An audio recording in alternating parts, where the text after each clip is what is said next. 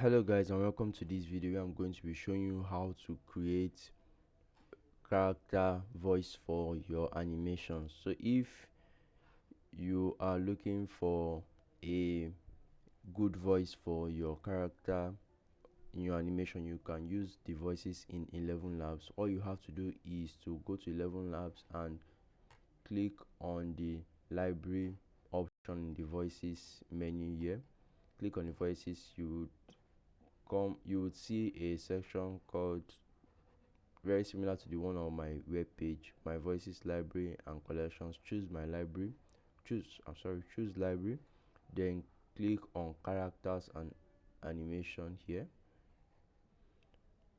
Once you click on it, it should create a list of the voices that are very suitable for different characters for your animation.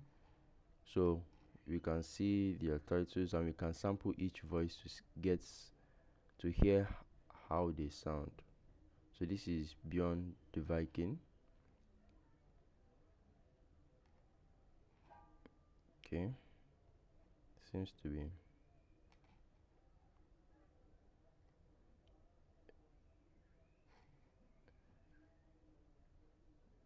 okay. So this is just how to select or choose a voice for your character and animation.